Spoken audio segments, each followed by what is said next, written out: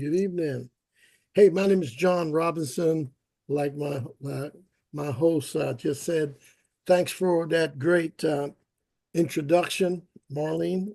I really appreciate that.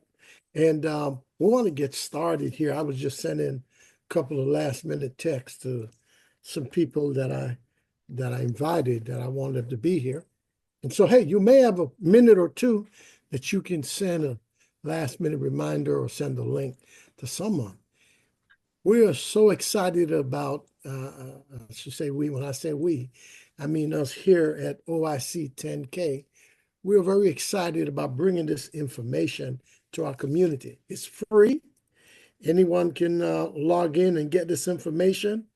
We're not asking you to leave your address and leave your phone number, anything like that. We just want the community to have this information that we can grow, make better decisions, and we can create legacies. This information has been enjoyed by many people in other communities for a long time, and I want us to be able to enjoy that also. So we're going to talk about the wealth formula, and I guess there's several ways of looking at this, but there is a definition out there. If you Google the wealth formula, the simple definition that's out there is money plus time plus or minus the rate of return, right? Minus inflation, minus taxes is equal wealth, right? So that's a very common definition out there. If you Google that, you will find that. But look, I say this is a wealth formula, right? It's a wealth formula because that very much kind of depends on where you are. Do you have a lot of time? Are you able to access money? Are you able to put money into the formula? I think the focus here ought to be, what is your wealth formula? What is your wealth formula? That's how I look at it, because you can give me the formula, but I don't know what parameters the formula was built on. I don't know what the starting point is for that. And different people have different starting point.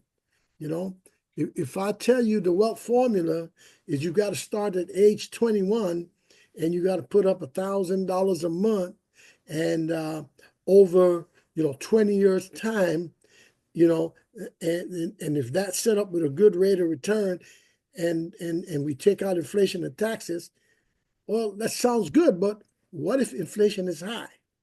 What inflation ratio was that formula set on? Right? What if you're not 21 anymore? What if you're like me, 39 and a half? Or thereabouts, okay?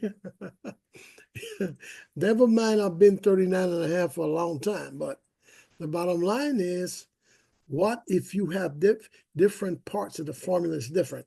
So what I want to encourage a person to do is you look at this information, get all you can, but then at some point you got to make it yours. And hopefully I can give you enough information that you can put together your wealth formula. All right. So let's move on here. And the first part of that formula is money, right? Money. You've got to have money coming somehow. Whether you're working for it in a job, or maybe you're in business for yourself. Usually, if you can be in business for yourself successfully to any degree, and you can scale that up, then you start to control the money, right? But how much money you put into anything is going to determine kind of what comes out of it. I have people that, Dr. Hurd, my host, said that I've been around this industry for quite some time. Well, actually, I've been in the insurance industry for quite some time. And that is a vast industry. But I started looking into financial services, where now we're not just talking about insurance or protection or something like that, workers' comp, general liability. No. Now we start talking about money. How money grows, what makes it grow, what is going on here with the money. And so I've been doing that now for about the last 7 years or so. And so the thing is, you know, I've found out that if you're going to talk about money and having money, you've got to have some way of controlling the income, controlling the stream of income, multiple streams of income. No one says you have to have one stream of income. As a matter of fact, most people that we admire that are very successful financially have multiple streams of income. Would y'all agree with that? Multiple streams of income. And so we want to encourage people as you look at the money part of your formula, then you want to look at having multiple streams of income, not just one. Okay. So now money, how much money is needed? You know, people say, well, I want to save for my child or my grandchild for college. And I was thinking about $50 a month. Now, it's simple math. It's really not complicated. $50 a month, $600 a year times 15 years. What is that? You know, $10,000, little interest. Okay, maybe you had a great 15 years or a great 20 years, and now you at 15,000. Okay, 20,000. You put in 12, it grew 8,000 more. You're at $20,000. Okay, so when it comes to dealing with college, you know what you can do with 20,000, right? You can do a lot for community college. The books are expensive and all that. But if you live at home, you take the bus back and forth to community college, then 20,000 would, get you through maybe 3-4 years. That's it. You want to go anywhere else, it's not going to happen. So money. Now let's look at time, right? I don't know about you, but just yesterday, I was 22 years old. Man, I tell you, I every now and then I kind of stretch my hand out. I can almost still feel it. I used to have the world right here at 22. There was nothing I couldn't do. Right here. And I got to about 30 years old. I said, where'd he go? What happened? The reality started to set in. Things start to change. And doesn't it seem sometimes like time have wings? Time is just flying. But how much time you have to work at what you're doing also determines a lot of, creating real wealth. So time, wealth. Now look at how time and money works together. There's this thing called the rule of 72. And the rule of 72 simply lets you know how money doubles, how quickly your money is going to double based on the interest rate your money is earning. So if you took $10,000 and you were earning just 1% interest on that 10,000, your money would double in 72 years. If you're only earning 1%, your money would double. How many of y'all remember walking into the bank and the bank says the interest rate, they have a big old sign, the interest rate, 0.0983, and you see that 978, and you think that's big money. You already forgot the zero and the point zero that's in front of the big numbers. I know people, and I've done it too. We have money in the bank, have 50,000, 100,000. The bank sending you your $12. There you go for the year. Your $12. Woohoo! So understanding interest rates, how that work, make a difference. If you're earning now 4% instead of 1%, now your money can double in less time, in about 47 years. How about that? Or, well, no, let me back up here. Your money double every 18 years here for 4%. Every 18 years, your money double. So you get started, and now if you're age 29, and 18 years from then, you got 20,000, and now the 18 years from then, you at 40,000. So every 18 years, your money will double at 4%. Now, if you can kick that thing up to 8%, now your money's doubling every 9 years. The same $10,000 starting at 29, now by the time you get to 65, your money is at $160,000. So let's back up here. 1%, you start at 29 with $10,000. You got to wait till you are 101 for your money to double. Now that's what you call time and money. Multiplied by what? The interest rate, your rate of return, right? And so now 10%, if you can get your money to 10%, now your money is doubling every 7.2 years. So now if you start at 29, doing the same thing with the same $10,000, when you turn 65, now your money has grown to $320,000. The same $10,000, and all we did was put time and interest rate. And so the higher the interest rate, the shorter the time. The lower the interest rate, the longer the time. We're talking what formula? You got to know. If you want to put money somewhere, you want your money to go to work for you, and you want to increase, you want to create wealth. Now, the same $10,000, the same age, 29.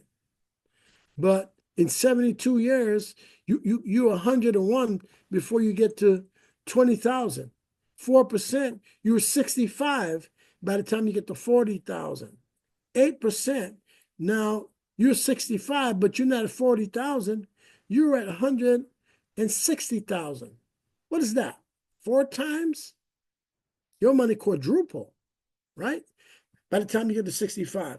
And now when you start at 29, same 10,000, but you crank that thing up to 10% interest rate. Now you talk about beginning of creating wealth.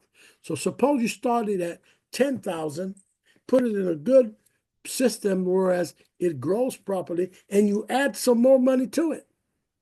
What could it look like at 65? Now, of course, the later you start, the further you are away from that 29, guess what? It's the more money you got to put at it because your time is shorter. Does that make sense? So just to tell someone, this is the formula, money and time, no. We got to know what it looks like. This is breaking it down. This is what it's looking like, all right? This is how the time, if time is not on your side, you need a high interest rate on your side. You need more money on your side. If you got time on your side, work with a little bit less money.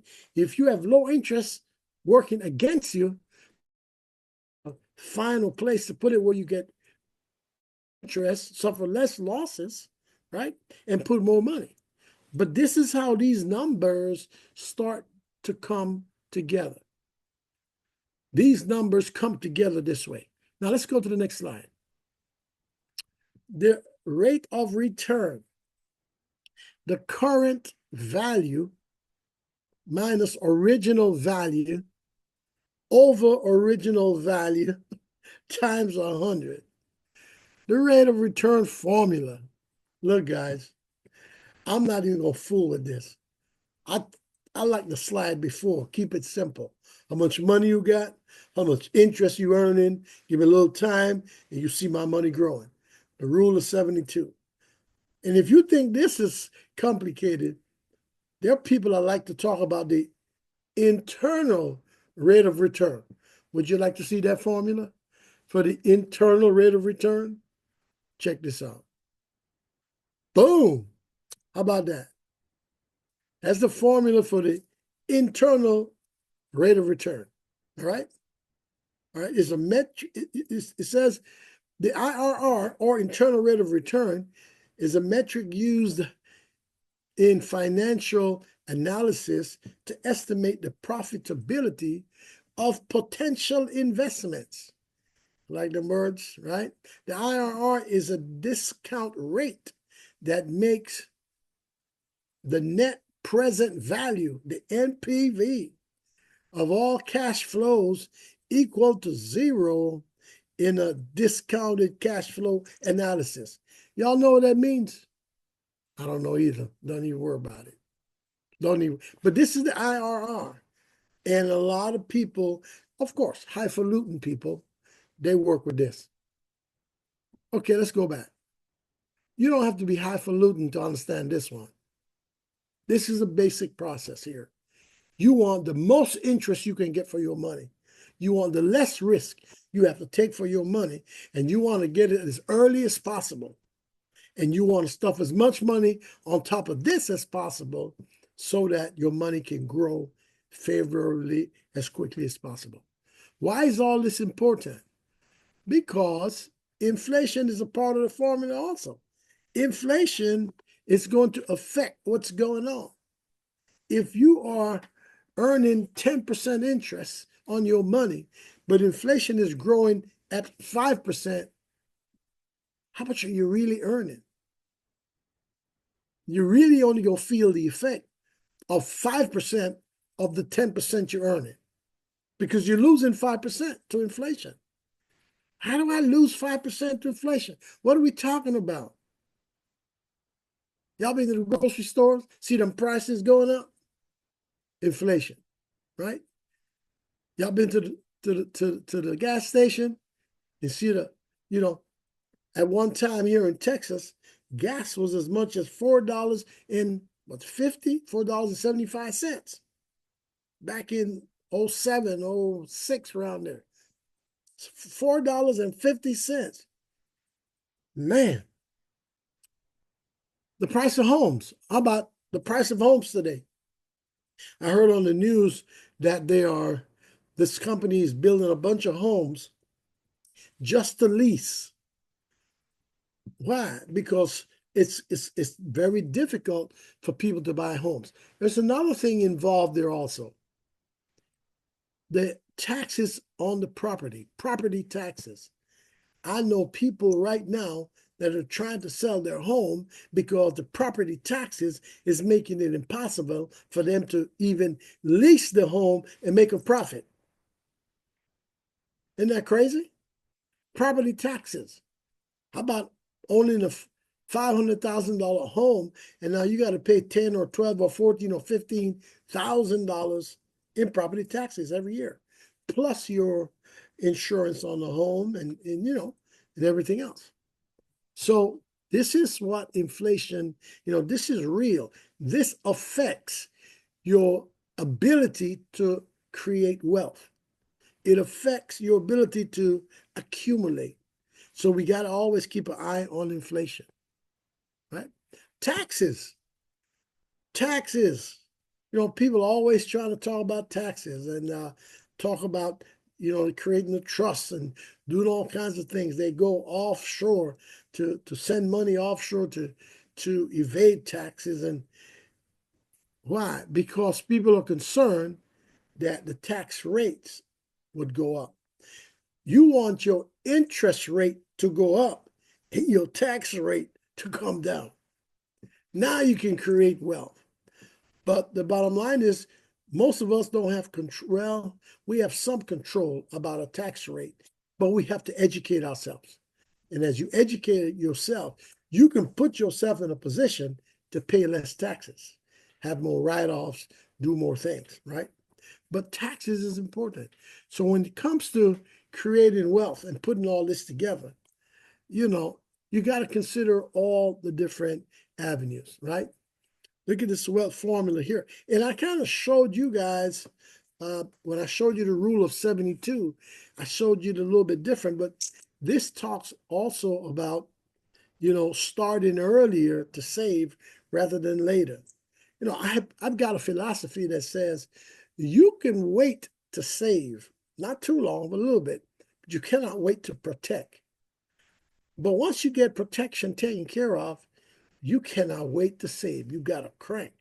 Because time is one of the very important and valuable parts of the formula. And so starting later can mean tens of thousands, if not hundreds of thousands of dollars from the wealth that you could have created, right? And so this is a great graph here. It talks about 24-year-old invested $2,000 per year for 12 years, right? And she stopped adding money in, but her total still grew. By the age of 67, she had almost $1 million. Well, if she waited till she was 35, then she would have had less than 500,000. Just waiting, what, 10, 11 years longer could cost you a ton of money, right? And so we just want to make people aware of this. There's a formula, but each component of the formula is important. All right. So listen, guys, I've enjoyed sharing this. I hope I kept it very simple. You know, one thing about creating wealth, patience is important. You got to stay busy, but you got to be patient enough to go over the information, make sure you learn each section of it, work it out in your mind. And so that's what we want to do. We want to bring this basic financial knowledge to our community. And we want to thank you guys for allowing us to share this information with our community. And we're looking forward to seeing you again very soon. All right. God bless. Back to you, Dr. Hurd.